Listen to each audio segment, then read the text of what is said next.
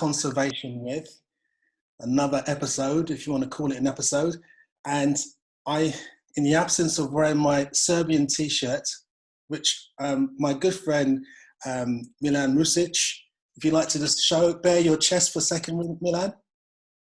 Oh, that's beautiful. I got a version of that t-shirt, but in white. And I think some unscrupulous person has stolen my t-shirt.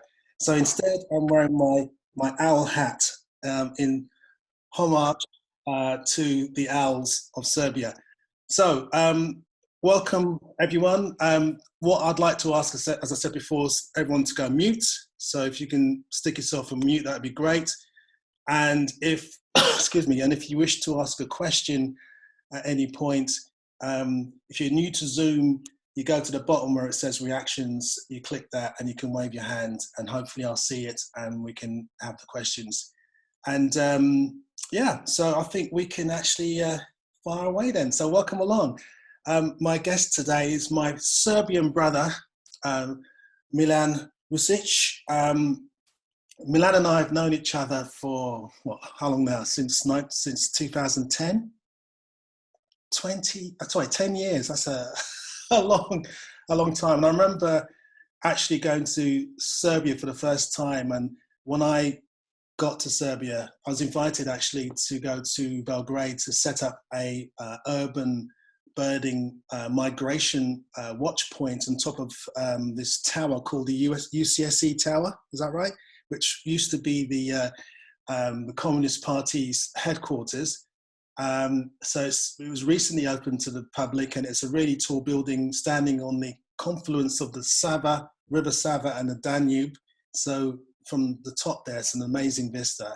But because it was a new scenario, there was a whole load of people that showed up. Most were not birders because they were just excited to get on top of a building they couldn't get onto before.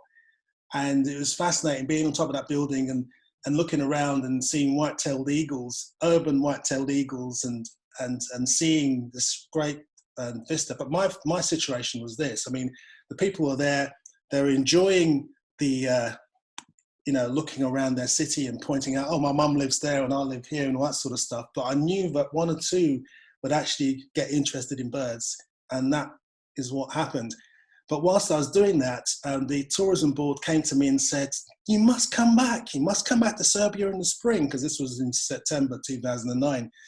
So I came back in the spring and I met with Milan, and Milan took me on a magical journey around Serbia from Belgrade heading north to northern Serbia. And my whole situation changed when I came to northern Serbia and saw the owls that are up there. It was incredible. But without any further ado, let's talk to Milan. Milan, thank you very much for sparing your time. You're sitting there in Novi Sad. And by the way, Serbia, as you know, is one of my favorite countries. I love going to Serbia. I go there twice a year, maybe 3 times a year, always hanging out with this guy. Tell us about yourself, Milan. How did you get into birding and nature, and how did you get to be sitting in front of us now? Thanks, David. Hello, everyone. Well, yeah, I'm now stuck in Novi Sad. It's roughly about the police hours, and we are not able to walk outside. So we should be sitting in our homes because of all of this, pandemia stuff. And well, to come back to your story, well, roughly about 20 years ago, I got a dog, and my family got a lovely German pointer dog. I was always interested in birds and wildlife, but just simply didn't have enough time and to go outdoors. And so I took this dog around my hometown, which is down there in central Serbia, and the dog could actually show me the birds. This was really interesting. The first bittern that I saw and speckled herons and purple herons and stuff were just there for me. And so the dog and me became the best friends by the time, and we were out every day birding, exploring the area, and it suddenly just happened. So by 2002, I was getting interested more into wildlife and birds. Then I found a couple of other people around, And have in mind that that was a time without proper internet, without books. I didn't have a proper bins with me, and the first bird guide that I could get my hand on was only 2 years after, and etc. etc. So it was really hard. And this is not UK because there are not many birders around, so you have to work really hard to get one so the person can actually join you walking around and enjoying the wildlife. And then I was, by the time on my university in Belgrade, I finished my course in veterinary medicine. And then I met a couple of other people, and I really became interested, not only just bird watching, but mostly in conservation, because I could see that this is something really lacking in my country. We really and we still do lack people who are actually conservationists and who work professionally or just volunteers in nature conservation. But you studied to be a vet, didn't you? Yes. My big wish was actually to go and help wild animals. And this is what you see on TV programs all around the world. But actually, when it comes to working with wildlife as a veterinarian in this country, you're not doing well, because there's literally no one at the university to teach you how to work with wildlife. Because the most of the courses is just about domestic animals, especially cattle and dogs and sheep and horses, whatever. And I couldn't practice my veterinary medicine in wildlife. And then I simply, I finished my course and I said, well, I want to be an ornithologist and conservationist, and here I am. I joined the Bird Protection and Study Society of Serbia in 2003. I became a member and then volunteer, and then through some time I got employed within the organization. And at the moment I'm working as a CEO of the BirdLife Serbia. So yeah, here I am. Now you're Serbian through and through. Your English is sometimes better than mine. Where did you live outside of Serbia? Because obviously you weren't just always in Serbia. Well, I had a lovely chance to go and finish one year of high school in Detroit, in Michigan, United States. It was in 1995-96. Then I spent some time in UK. I was volunteering for the Barn Owl Trust down in Devon. It was a really good time in 2007, and I came a couple of times to UK after that, and that's basically it. But the good thing is that yeah, it's a bit funny, but it's true. I'm seeing David more often than my mom, because David keeps coming to Serbia all the time. We can get rid of this guy, and we hang around. And what's really good is that actually David is being a lovely ambassador of what we do here, and he's brought a couple of hundred people to Serbia. We run tours in spring, also in winter time, sometimes 2 or 3 tours per winter. And so I know some of you. Hello, Claire, again. Claire was here a couple of years ago, and so people keep coming, and this is really nice, because then we can promote our nature. Yeah, I mean, it wasn't always easy to get people to come to Serbia. I'll actually get onto that in a second. But you got a story you told me. I remember this funny story you told me when you used to work for the the Barn Owl Trust in Devon, concerning tree sparrows. Yeah, well, one day we were just out there doing monitoring of the barn owl boxes, because the boxes are placed in different barns and different farms, and I was just walking along this road, and I could hear some tree sparrows in somebody's garden, and the other end of the day we came back to the office, and I was just chatting to my colleagues, saying, I've seen a goldfinch and this and that, and a couple of barn swallows, and well, yeah, I saw them, and I could also hear a couple of tree sparrows, and they all went like, tree sparrows? No, are you sure? Yeah, of course I am, because I've got a couple of hundred just behind my home. I mean, that's a normal species here. And then they rushed the next day, and they found these 2 tree sparrows in somebody's garden, and it was like 10 years after the last record of the species in that part of Devon and something. For me, this was really interesting, because some of the common species in the rest of Europe, they're really scarce in UK. Absolutely. I mean, going to Serbia is very eye-opening, especially when you go for the first time, like I did 10 years ago, because I went during the spring. And walking around in the countryside there is like what I'd imagine the UK to be like maybe 100 years ago. There's yellowhammers in the woods. There's redback shrikes on practically every bush. there's lots of eastern birds as well, such as, barred warblers and things like that. But there's also lots of the birds that we used to have in Britain as common farmland birds, still relatively common or even quite common in Serbia. And that was amazing. And the other thing was, it was difficult in the beginning, as you may remember, Milan, to get people to come. I mean, in the very beginning, I came one December, to look at the owls in the winter, which you're going to be talking about in a minute. And I was thinking, I've got to tell people about this. Why haven't you been telling people? And you said to me, the reason why is because I've been too busy with my team monitoring the owls and also, outreach, talking to the local people to get them to look after the owls. And that didn't leave me time to sort of start spreading the word. So when I was in England, I was writing all the time, posting stuff, and it was so difficult to entice people. I think, to be honest with you, people had this feeling in their minds about the atrocities that happened in the 90s, and that kind of stuck with them. And eventually, we enticed people out. I basically ran the tours at cost price. I actually lost money to get people to come. And now it's got to the point where, there's lots of people coming because of the exposure given to Serbia and the northern part of Serbia by the BBC and other media outlets. How do you feel about it? How does that look to you over the last 10 years, for example? How have things changed, you being in Serbia, and the influx of tourism and interest in Serbia in terms of the wildlife and in particular the owls?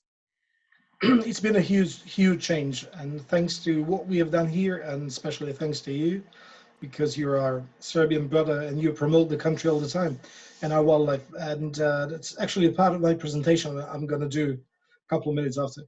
But yeah, it's been a really big change, and especially the northern province of Serbia, the Vojvodina province. We explored a lot together. We brought people to some really good sites. We also got really good contacts with local community, with local municipalities, with local birders, farmers who offer us honey and donuts and domestic juice and things, and things have been running. And so when you speak about Serbia at the moment in terms of wildlife, people would say, "Oh, owls! There's something," and it's clearly changing the image of the country, which has been really bad since 1990s. And thanks to, let's say, this younger generation of people and different mindset and easier traveling now between the countries, I think, well, not at the moment, sorry, but it used to be until a month and a half ago. And but things will be changing, and clearly we get more and more people interested. Yeah, because the great thing, again, I don't know how many of you guys in the audience now have ever been to Serbia, but when you go, I often say this when I give talks, you expect a hostile, country where you feel, under pressure and stuff. You turn up and like the men are big, shaven-headed, deep-voiced, but they come and give you a hug. It's just incredible. And the friendliness, I mean, we're out in the country, and as Milan just mentioned, we're out birding, watching wildlife, and you get a tap on the shoulder, and it's a local, and they might have a tray filled with the hooch. What's that stuff called? The drink? Rakia. Yeah, rakia. Or a plate of donuts. Complete strangers coming up to you and offer you, hospitality. It's just incredible. Even in some of the towns, they're coming up to you and giving you stuff. It's just incredible, the friendliness of people. So, I will recommend those who haven't actually thought of going to Serbia to go. But I think I'll hand over to you, Milan, now to actually give us the nuts and bolts. And before actually that, does anyone want to quickly say anything before we start? Anyone has a question, a general question you'd like to ask Milan before he shows us his short presentation?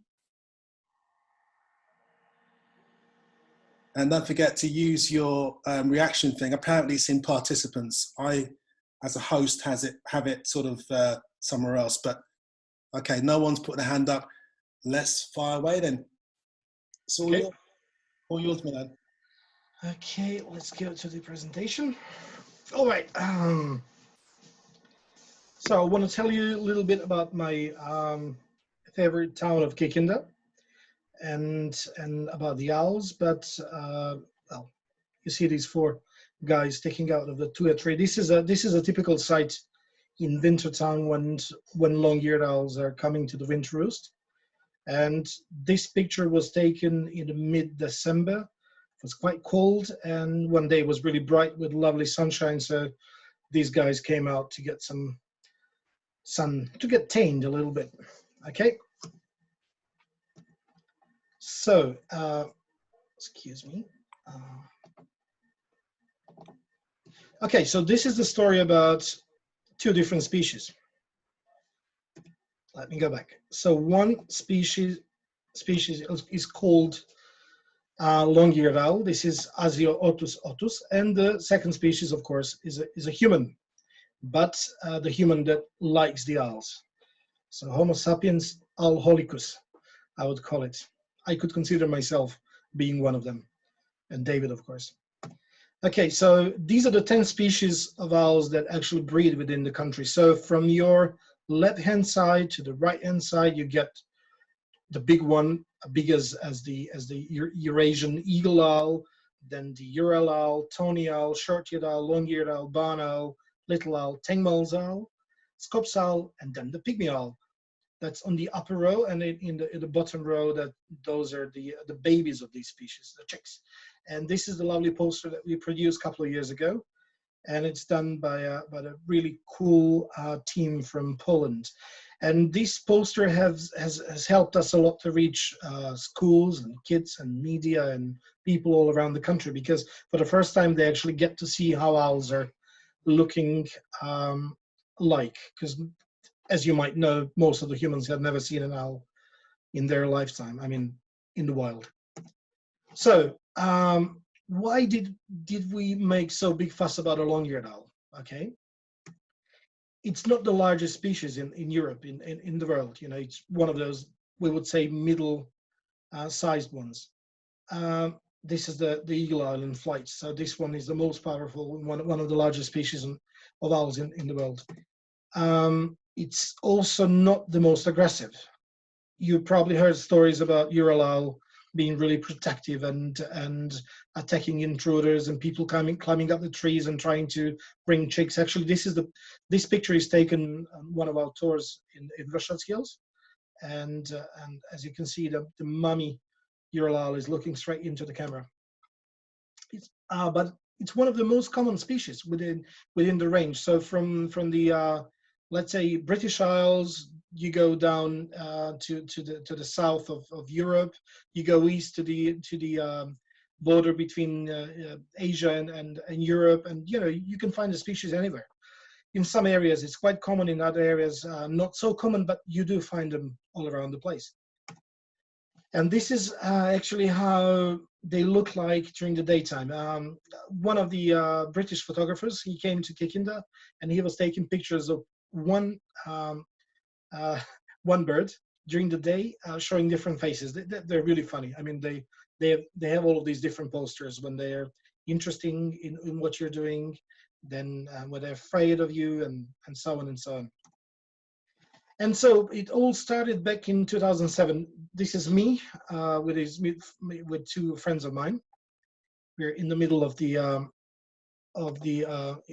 this picture. We came upon an idea to start researching an owl phenomenon, because we heard from the other people that in some parts of the country you get really large owl roosts, and we didn't have a clue whether this was true or not, and whether we can actually find them. So we came from a village to a village, and we ended up with hundreds of owl roosts explored and found, and this is how it actually looks like. Most of the time, these long-eared owl roosts would be beside a church, in schoolyards, behind a hospital, in some of the public green areas.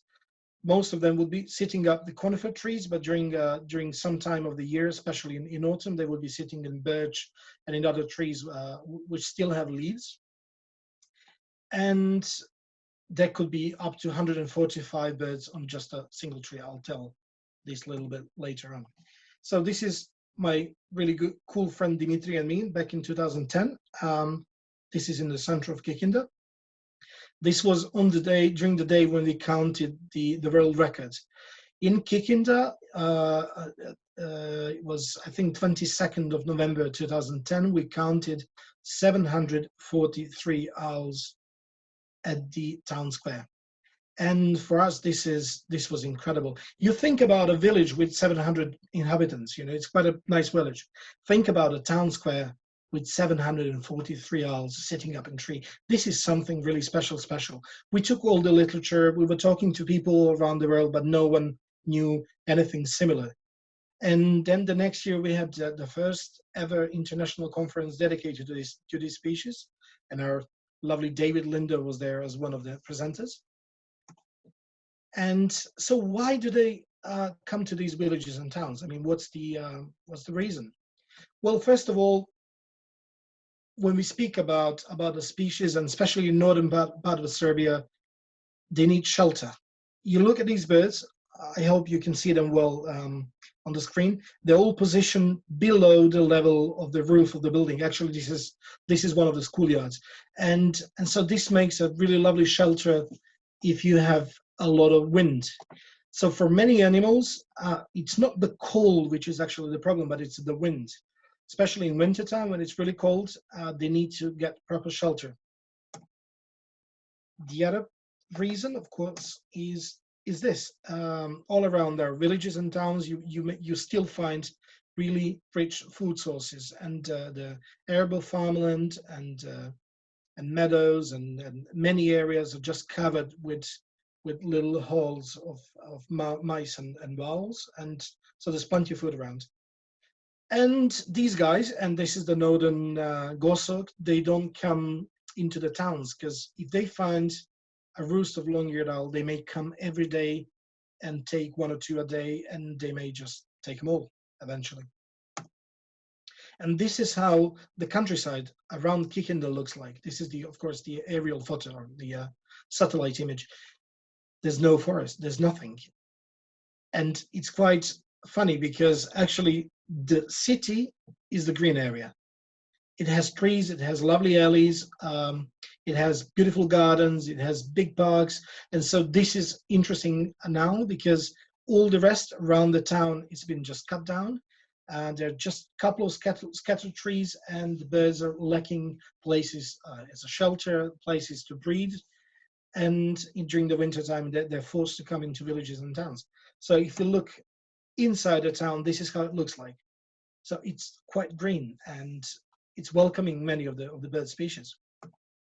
And then we come more down, and this is right in the center of Kikinda. Right in the center of this image, there is a church, and there are lovely trees at a town square. And thanks to what we have done in the last 10 years, we achieved that the local government has been very supportive. They help us a lot for our research. They also run lovely things. I'll tell a little bit after about the festival. But actually, this is the first protected area, which is the town square, any place in the world. When you enter the town square in Kikinda, you're actually walking in a nature reserve, thanks to the owls. And the trees have not been cut down.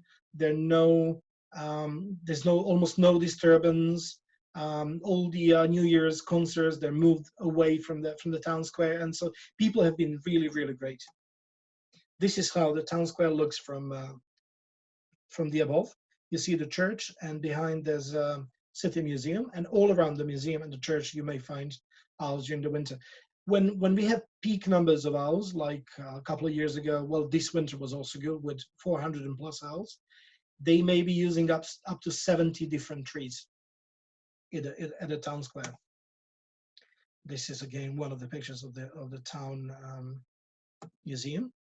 And yeah, this is some of the ancient wildlife. Kikinda, before we mention the phenomenon of owls, was really well known because of the mammoth. This mammoth is Kika. They claim to be a female, and it was dug about 25 years ago in a local clay pit, and now it's been exposed in a local museum, and they have a festival dedicated to mammoth, and kids come there and they have plays and shows, and it's quite funny and nice. And if you go behind the town museum, there's a small building at the moment. It's a hostel, and we found out that on the front facade of the building there's 6 owls, and the building was built in 1892. So when people ask us, for how long have owls been there in Kikinda, I don't know, because there's no written track, there are no ancient pictures, there's no mentioning in local newspapers, nothing. But what we know so far is that this building at least has 6 owls on the front facade that quite look like a long-eared owl. Maybe people knew about them already back in the late 19th century. We don't know. And when you walk in Kikinda during the winter, this is what you may find. Yes, the pavement is dirty. There's plenty of whitewash, plenty of droppings, plenty of pellets, but people don't complain. And this is good because they know that owls are bringing good omen to the town. They eat millions of rodents in the region, and they also bring people. They bring attention. They bring good media coverage of the town. This is one of the guys looking down at the camera, and this is how it looks like when you come to Kikinda. Actually, you look up almost on any of the trees, and you can come as near as 2 meters away from an owl, and the owls would not fly because they're simply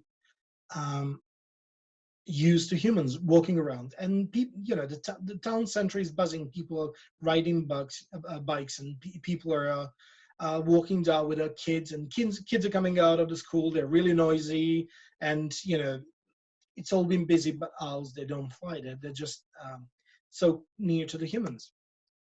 So. And what about the other species? I told you a little story about the long-eared owl, but there's also another species. Yeah, it's the human. So this is eventually me with one of the long-eared owl chicks on my shoulder during one of the expeditions. And these are some of the friends that I'm working with during the long time. You see the upper right picture. It's really funny. There's a kindergarten in a village called Bashaid. It's only 20K south of Kikinda. One day we came there to do the regular monitoring of long-eared owl roost, and the teacher, this lady, came out and said, what do you do? And we said, we came to count the owls, and the owls are just sitting opposite to the kindergarten. And she said, there are no owls in my village. And I said, yeah, they are. So we took all the kids out. We took her, and there's another teacher as well, not actually shown on the picture, and we counted 320 owls together with kids, and they were shocked.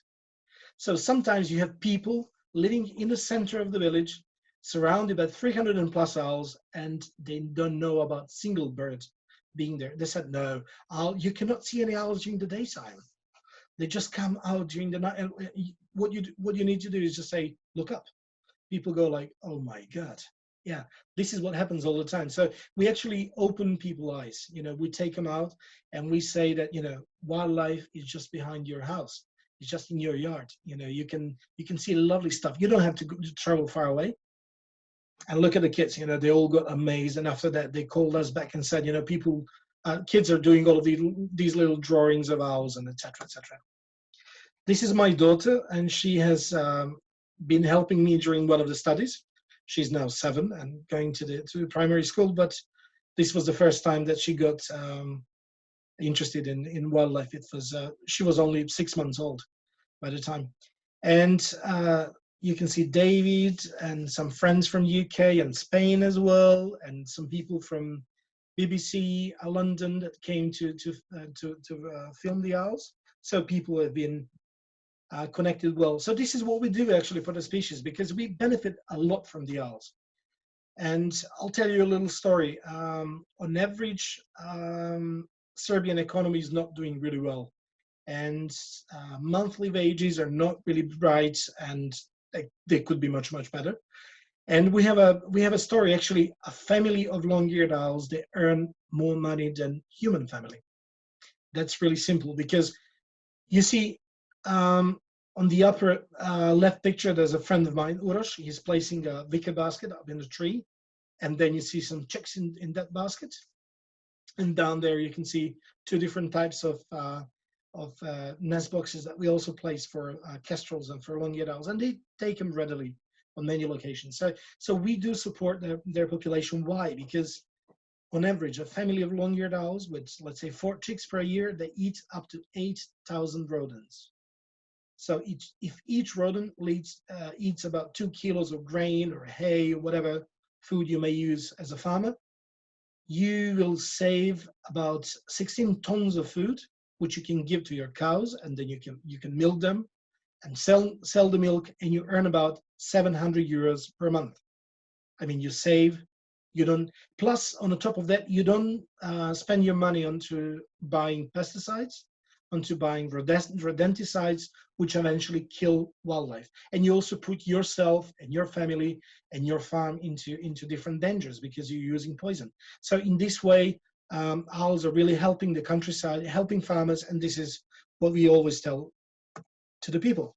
So when we found out these phenomena, we've been in really good contact with people from local media, from regional media, national coverage media, whatever.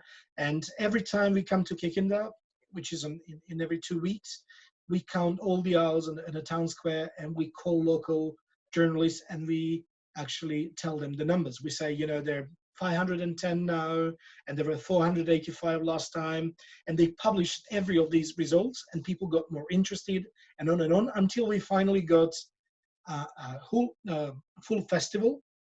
Actually, the town of Kikinda has changed the name of the month, so it's not called November anymore, because in Serbian language, an owl is called Sova.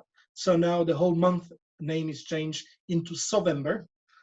And every school kid, every kid from the kindergarten, kids from secondary schools, whatever, they're taking their role into this festivals. They all do different drawings and shows and plays, and they make clay owls and special T-shirts, and they all they write stories. They also have a local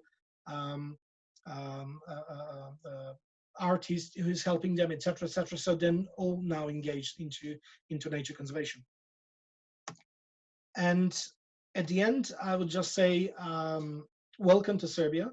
I would love to see you come and visit the country, see the owls, but also see much more of the wildlife around. And thanks to David today. And well, if you have any questions, I'm here to help. Thank you.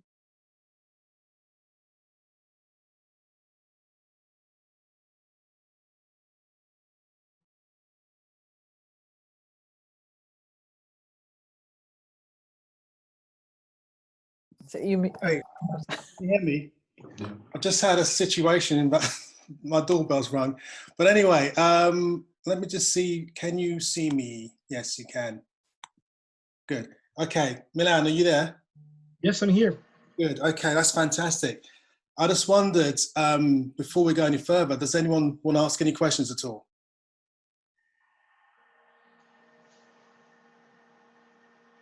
Have you heard it all before, of you all? Oh, it's fantastic. Fantastic. Yeah. Oh, hi, David. Hi, Milan. You might remember me. I was there in December.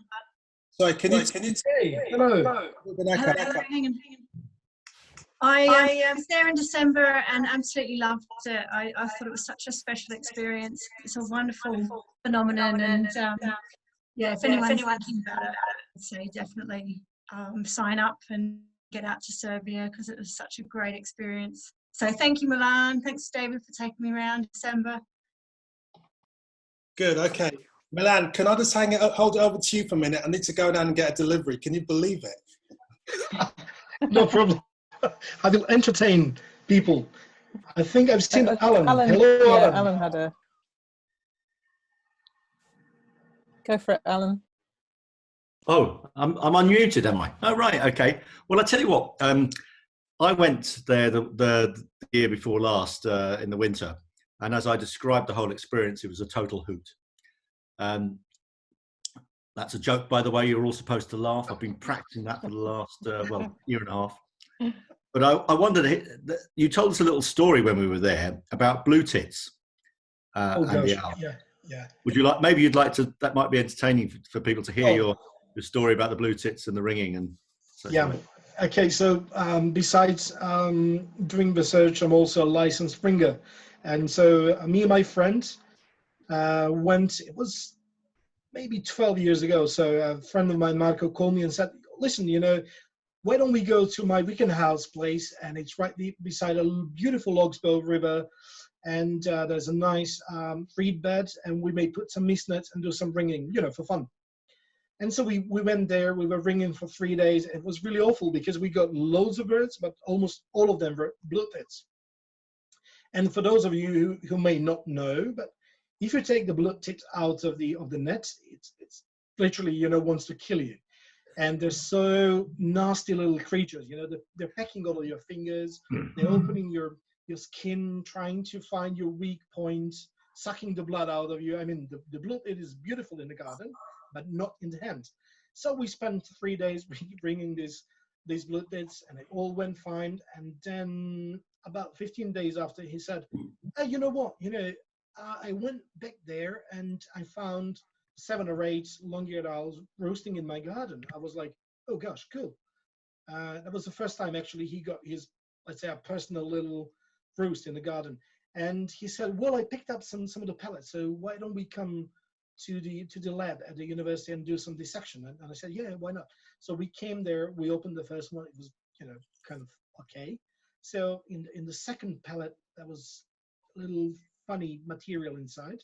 We could tell it was a bird feather looking bluish, and suddenly a ring dropped down. Second pellet, third pellet, and eventually almost all the bloodheads were killed by long-eared owls. So all the ringing had no point. The problem is that winter was really, really rough, and there was not enough rodents around. So long-eared owls may turn on to avian prey, and they may go hunting sparrows and other species, but that's normal, that's nature. But the point is, actually, we stopped bringing bloodheads. That was a big lesson. Okay, well, I got. I have Sorry. a question. The pictures that you showed of the birds in the hand, you had some babies and some adult long-eared owls in the hand. Are they captive or where are they? They're all wild birds. We have a couple of special areas where we do regular monitoring. In some of them, this is the Rusanda Park, where we are taking people there in spring, also during the winter time. But in spring especially, we have about 60 nest boxes for common kestrels, red-footed falcons, long-eared owls, little owl and barn owl. So we check all of these nest boxes, and we ring juvenile birds, and you can find them anywhere, literally. At this moment, the park is full with baby owls. They may be as many as 25 breeding long-eared owl pairs in about 10 acres of the park. So you think about my personal ringing records was 95 common kestrels in a day at this location. That's crazy. Amazing. Wherever you look around, you just see raptors all around you. It's an incredible number of common kestrel, actually, because in the UK, for example, you never see that number ever. You normally see them as breeding one pair here, one pair over there, never in such large semi-colonial kind of breeding colonies. And that's what hit me when I went to Rusanda, which isn't too far away from Kikinda. Adrielle Mitchell, you have a question? I do. First of all, thank you, Milan, very much for this presentation, and David for the work you do, Milan, the work you do. I'm impressed and know about both of you for a while. I live in the United States and I'm of Serbian descent, so I've been to Belgrade. I have relatives in Belgrade. My mother and I live in the States, and we want to go visit Kikinda. We've been planning to do that ever since I heard about the long-eared owls there. I have seen long-eared owls in the United States, but just 1 or 2. What is the best way to go from Belgrade to Kikinda? How do you get there? You can get public bus to Kikinda. That's easy from the Belgrade bus station. You can hire a car, or you can get a taxi or whatever, And How long? It's about 2 hours drive from Belgrade. It's not really far away. And if you want to go on yourself to Kikinda, there's plenty of opportunities for stay there. Private houses and hotel and different hostels, and it's been really opening. And David knows, when David and I came to Kikinda together for the first time 10 years ago, there was roughly something. at this point, you have all different things set up for people coming for the wildlife tourism. Okay, great. Thank you. Yeah, you're welcome. So it's also fairly, in fact, very cheap to be there as well. I mean, you know, I remember once because Milan mentioned, in 2011, I went to I attended the International Owl Conference, which was held in Kikinda. And there's all these experts from 22 different countries around the world, all these professors and scientists, and then me. And I remember, giving a talk, and prior to me and after me, everyone's showing graphs and bar charts, and I walked in with nothing. And I just said, listen, guys, I have not a picture or a bar chart to show you. I'm just going to speak from my heart. So I spoke for half an hour, but I also had a bit of a bad back. I remember that. And I said to Milan afterwards, I said, Milan, I need to get my back sorted out. And he said, don't worry, I can get you a massage. And basically this woman who was a masseuse and also a taxi driver came, picked me up from the conference, drove me to her house, gave me an hour and a half massage, and then delivered me back to the conference for the princely sum of €8. Which was incredible.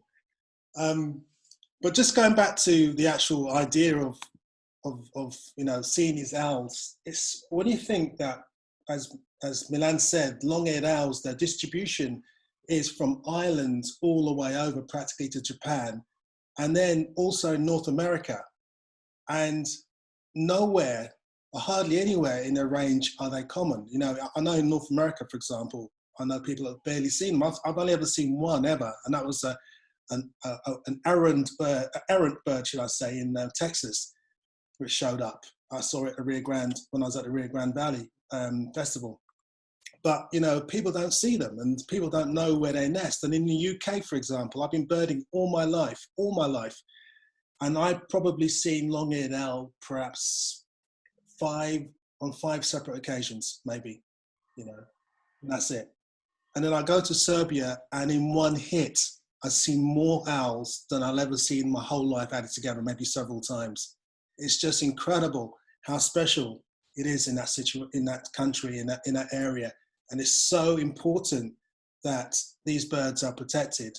And the work that Milan and his friends have been doing has been so valuable, because Milan, you were telling me yourself, prior to your arrival, Serbians saw owls as birds of doom, didn't they? Yeah, we had problems with certain people shooting at them in villages, and chopping the trees down when they saw owls roosting together, because people couldn't understand the phenomenon. But after we jumped in back in 2007 and start publishing it through the TV, through media, it never happened again. So it took just a year or two, and things rapidly changed. And now people, actually, I got 12 calls today because of the long-eared owl chicks have fallen down the tree, and people asking how they should help. This is just in a single day, me plus all of my colleagues and friends and our official telephone in the office. And it just shows you how huge interest in wildlife is at the moment, and it's actually growing. But to tell you other figures, for us, the biggest number that we counted in the winter time, which is, let's say, the beginning of December until the new year, in 1 month in the northern province of Vojvodina in Serbia, we counted 27,500 long-eared owls on different roosts. And we have a network that we monitor of 545 roosts. And my personal record was 2,500 in a day. That is the population, the probably entire population of the UK and Ireland. That's it. That's phenomenal. Yeah, 2,500 in a day, from 6 a.m. until you can actually see anything, hardly anything, until, let's say, 5 p.m. Because, when winter day is really short. And this is me and 3 other friends in the car going from a village to a village, and we counted over 2,500 in a single day. And it's really hard work, but we're really doing our best. When we have these winter monitorings, we include over 150 volunteers. Some people, they do count 1 or 2. The others, they may be covering 25 different villages and towns, but people love doing it. Milan, did you talk about the other owl species that have cottoned on to this colonial wintering scenario, roosting? Yeah, I was hoping for you to ask me that question. Actually, well, again, let's say roughly about 12, 13 years ago, we found out that also short-eared owls are coming into villages and towns. This is unknown to the books mostly. We couldn't find anything published, and now it's been known in the region. You know, there's also a town in Hungary where they get a few of them.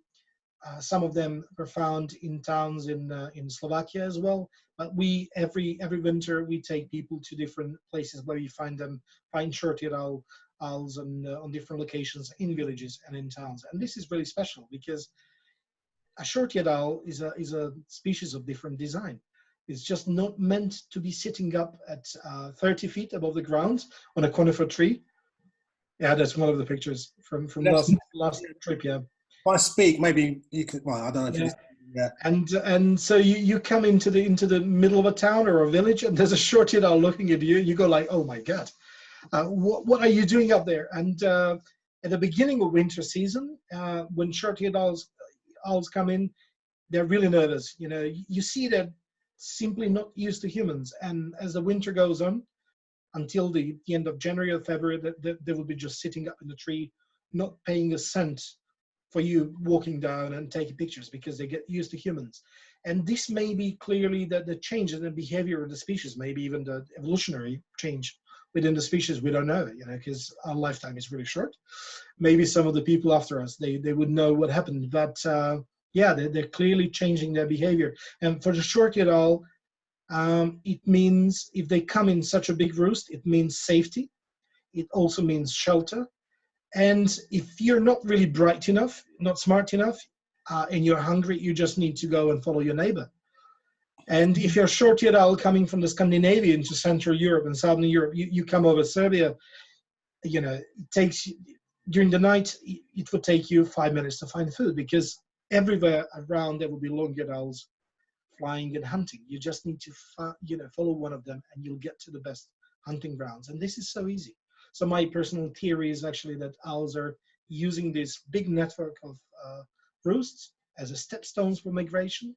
They may be sitting on some point for 5 days and then they change location, but it really means a lot for them. Another important thing is that conifer trees, they're not native to northern Serbia because this is Pannonian Plains. It's really low ground, hot summers, really cold winters, not really good for conifers, but the conifers that grow in our villages and towns have been planted as ornamental trees. And now we are actually encouraging people to plant more and more because they're good for the owls. Yeah, and you were saying when you first kind of told me about the short-eared owl phenomenon, how the behavior is different, isn't it? The way in the evening at dark, when it's getting dark, and they have different behaviors when it comes to getting themselves ready to go hunting, haven't they?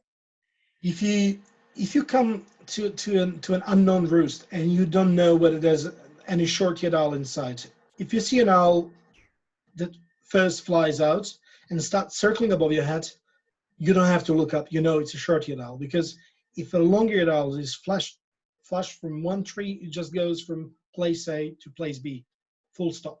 They don't fly around. They just go to look for the second best cover they can get. But the short-eared owls, they're really nervous and they start flying around and they fly really high, they come down. But the point is they come to the same tree, to the same branch, to the same place on the branch. So if you find a short-eared owl on one tree on Monday, you come there on Tuesday, Wednesday, Thursday, Friday. They would be always on the same spot because they don't trust different spots. They know their little spot on the tree and you may find them easily. And the other thing is about the owls, the short-eared, well, actually, generally, is the fact that we don't really know where they come from, do we? Our breeding population is huge. We know this from our research during the spring and summer, but still, clearly some birds are coming from different areas. Our friends that do plenty of research and monitoring in Northern Europe, we know that some of the owls, for example, from Scandinavia, they're following the Atlantic coast, and they may be ending up in around Brussels and Amsterdam and other places. There are many records in France as well. but we only have single records of a long-distance migrant long-eared owl in this country. So one bird, roughly about 50 years ago, came from an area around Moscow, and it was caught in northern Serbia. But all we caught and ringed about, I don't know, 2,000 adult birds, but never caught a bird from a different country. So they were all unringed birds. But the problem is, if you look at the countries north of Serbia, there are not many ringers. And it's not so well covered like Western Europe or, Scandinavia. So it takes much more effort in the field.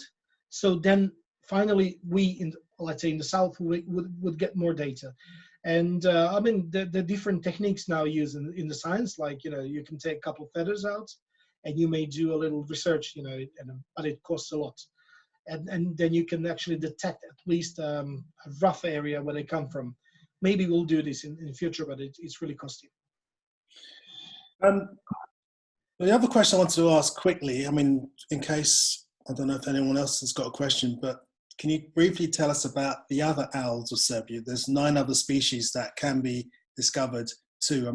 Every time we do our winter trip, for example, we normally at least hear a barn owl. We see quite a few little owls. What other species are available for those, for people coming to Serbia to see? Okay, so during the winter time, as David said, long-eared owl and short-eared owls are kind of guaranteed. For the little owl, you just have to walk through the village after 4 p.m. and you'll find one up in the tree or up on a roof or a chimney or something. More and more often, we get Ural owls in wintertime wandering and showing up on really odd spots, especially around Vršac. This winter again, David, we had an influx of Ural owls in the middle of the village, beside the church, and etc. That's because they're coming as juvenile birds from Carpathian Mountains. They don't know the area. They're not really good in hunting, so they tend to stay close to human settlements because they can easily get a rat or something else. Also, when you go down south in Serbia from this flatland of Vojvodina, you run into the rolling hills areas where we have tons of tawny owls and good populations of eagle owl up in the hills and mountains, especially in areas where you have proper cliffs. And then you climb up into the in mid heights, you get plenty of scops owls. I brought David to my hometown. We have a little research project there with about 40 nest boxes, and in a day we check about 15 of them or something, just by walking through the town, and you can get to see, I don't know, maybe 20 scops owls around the nest boxes and inside as well. And then you go up into the mountains and you get Ural owls, you get Tengmal owls and pygmy owls, and basically, almost all the European species they're around. And we have conservation projects and different activities for all the owl species in the country. Depends on of course, on what you want to do, whether you just want to provide some of the breeding habitat or you want to encourage local community to do something for them. But we work with all the species. Yeah, it's interesting because in particular, I really love the Ural owl, which looks a bit like that. It's, for those unfamiliar with Ural owl, it's like a tawny owl on steroids. It's basically double the size of tawny owl. And for those in America, it belongs to the same genus as the barred owl, but again, half as big. And they are vicious, aren't they? We have a friend, his name is Mile, and he lives in a place called Visage Hills, yeah? He's a warden of a reserve there, and he looks like Jesus. He's got long hair, beard. He could be Jesus, were it not for the fact he wears gumboots, wears Wellingtons, because Jesus was wearing sandals. But this guy can climb anything from a sapling to a massive tree wearing these boots. And there's this great story, maybe you can tell us, Milan, when he tried to band a Ural owl chick in the tree. Yeah, it was really funny. Mile is an incredible person, and he lives in the woods. He talks to the animals. In his home, every year he has a couple of orphan golden jackal puppies or or a pine marten or a wildcat or raven, or he takes all these wildlife, takes good care, and then releases them back to the wild. And so once he climbed up in the tree, that was him and his pack of dogs that he has around, and he just climbed up there, and there was a massive nest box that we provided for the Ural owl. So Mile climbed up there, and he was working with chicks, and of course when you go up in the tree, chicks are making really big noise. They clap their bills, and that's a sign that they're nervous. And then Mama showed up, so Mama attacked Mile, and they stretch their legs and they take you with their claws. The claws are this big. It's not funny if you're up in the tree. You may get knocked down and get killed eventually. So what he has done, he's just turned around, he grabbed Mama in the mid-flight, he ring Mama and released, and then he continued working with chicks. He's crazy. He has a couple of pictures holding Mama Ural owls, and they're things are really big. Okay. Once again, anyone with any questions, you've got to have some questions about these wonderful owls and about birding and nature in Serbia in general. Anyone got any questions at all? Can I ask a question? You certainly can, Oni. Please. Milan, it's lovely to hear you. I'm very new to this whole world of birding, but it sounds like you're doing fantastic work in the amount of outreach you've done over the years, and there's been a lot of community buy-in. But I'm just wondering, how do you make sure then that the mindset of all the people you're encouraging to get involved in conservation stays rooted in conservation, doesn't tip over into over-commercialization? Well, yeah, if I understand your question well, how I look at general population wherever in the world, you have people really dedicated to wildlife.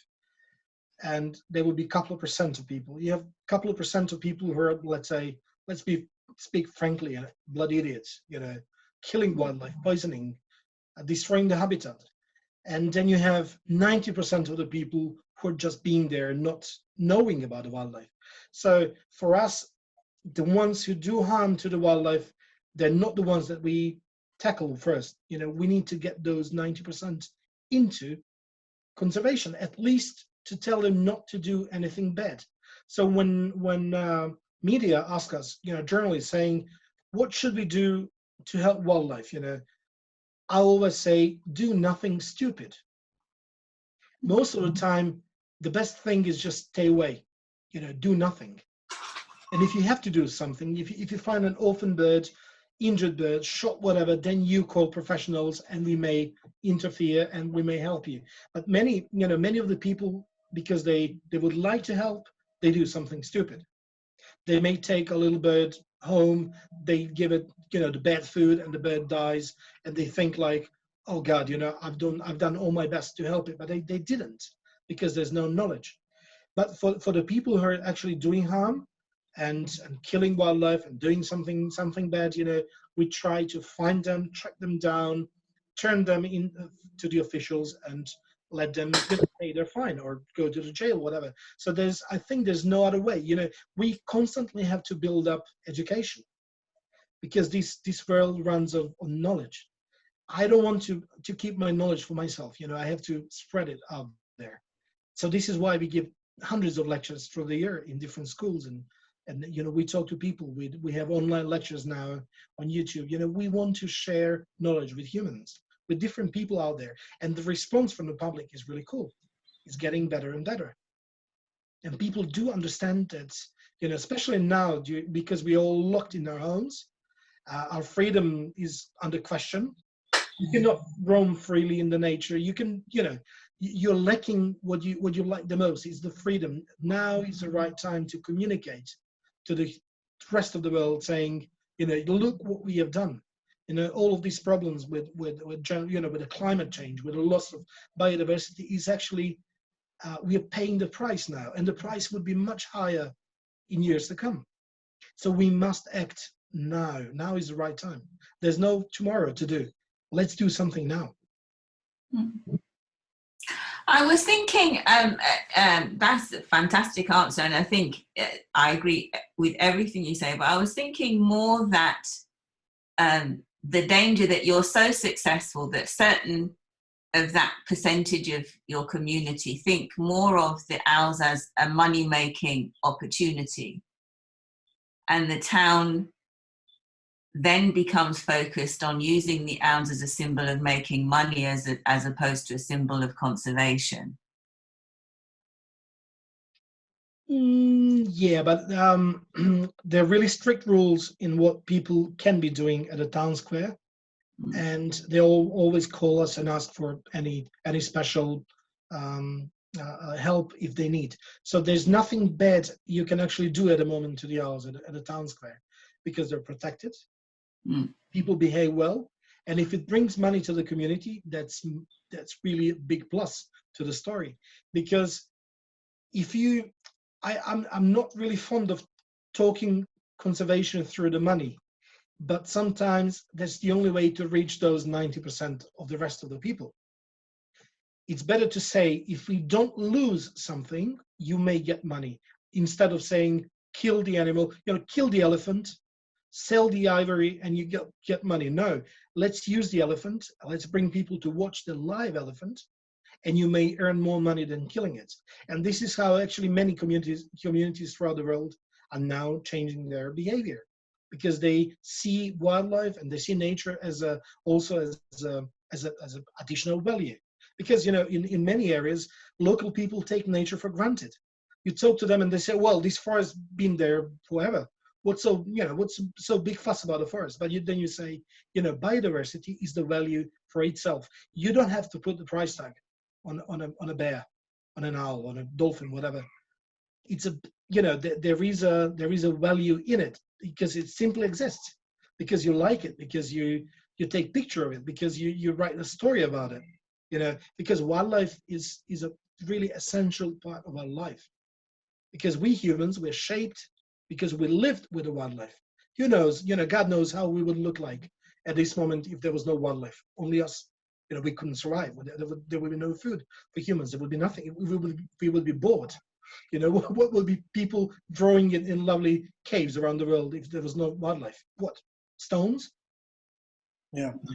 And what's interesting also is that in Serbia, there is also, I think, a very different mindset to the environment in a way, even though it's not necessarily conservation minded in terms of the first thought, but they're more connected, I think, to the environment in many ways than people in the West.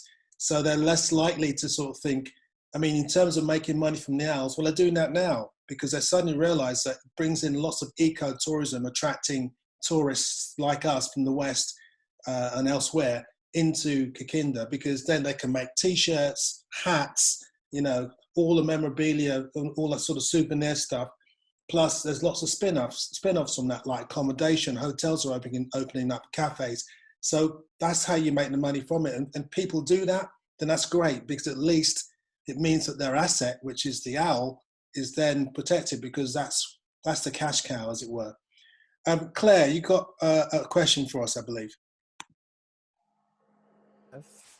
Yeah, well, firstly, I just wanted to say thank you, and it's great to see you, Milan. And Serbia was one of the first trips that I did with David, and it's got to be up there on my list of top trips, because we just saw, I have not seen long-eared owls in those numbers, and this was in April, May time, so it wasn't peak winter roosting time. And I've never seen so many cuckoos either on that trip, and it was just a fantastic trip, and loads of other different birds of prey as well. So it was brilliant, and I'm so glad that it's doing so well since. What I was going to ask is, while they roost in the towns in the winter, where do they go when they're nesting? Are they still staying local? Because I'm guessing some of them are migrating. Are they local, or do they spread out a lot more? Well, you've seen that aerial image of Kikinda. You've seen how many green areas you have around. And many people, they're complaining these days because they have long-eared owl chicks right in front of their windows. They could be really noisy. And their call is like, and you have to listen to this from 9 p.m. until 6 a.m. in the morning. because they're hungry all the time, no matter how many mice are brought by mom and dad. They eat more and more. But the thing is, so they use this this area in villages and towns. They nest in twig nests of hooded crow or a magpie or rook, whatever species they may find around. And they also go to different green areas around the town or village if there are any left. But the problem is, there's not much left in the countryside, so sometimes they're really packed. And if you go to places like Rosanta in this, let's say, wooden-looking park, you may find nests only 5 or 6 meters apart. This is not normal in Central Europe. You go to other areas, you would have long-eared owl nests on every 2 kilometers or so, but over here sometimes, just a couple of meters away. They're really packed because there's so much food around, and they don't have to fight a lot. Okay, all right. Well, I think we've come to the point in today's session where I need to ask you some very quick fire questions before we say goodbye. Milan, what's your favorite bird? Long-eared owl. And why isn't it not Serbia's national bird? I think we need to do a campaign there, definitely. Your favorite mammal? Wolf. Your favorite fish? Oh gosh, pike. Invertebrate? Painted lady, butterfly. Amphibian? Amphibian, fire-bellied toad. Reptile? Nose-horned viper. Plant? The Serbian spruce. And if you could be anywhere on this planet, I mean, obviously, notwithstanding COVID-19, but if you could be anywhere on this planet right this very second, where would you want to be? Probably Kazakhstan or Mongolia at the moment. Wow. I would love to see the countryside there, yeah. Fantastic. Okay, well, I think we've come to the end of this really fantastic in conservation with my good friend Milan Ružić. Just to remind you that tomorrow I have a young couple from England who have now based themselves in Tarifa in southern Spain. The names are Nikki Williamson and Simon Tonking, also known as the Inglorious Bastards. And the whole thing is about migration. They are in love with migration from Africa through Gibraltar into Europe. So they will be here tomorrow to talk about that as well as ecotourism. And then on Saturday, I've got a guy called Paul Hackett, who is one of the world's experts on digiscoping, which is taking photographs using your camera and a telescope, and also, more crucially, phone scoping, using your smartphone with a telescope. And he'll be giving a lesson on Saturday in terms of how to get started, how to use your phone to take amazing wildlife pictures. So he's going to be here on Saturday, 4 o'clock. Both, by the way, are 4 o'clock in the afternoon, 4:30, should I say, in the afternoon in England. So please check your local time difference wherever you may be. So Milan, I just want to say thank you very much for coming today. I hope that everyone enjoyed today's session, and I look forward to seeing you really soon. Hopefully, now we can't see you in May because of the coronavirus, but hopefully in December when we have our winter trip. So thank you very much, Milan, and thank you all for coming. Don't forget, keep safe, keep looking up, and watch out for some of those owls. See you soon. Thank you. Bye-bye. Thank you, Milan. Thank you, David. Bye-bye.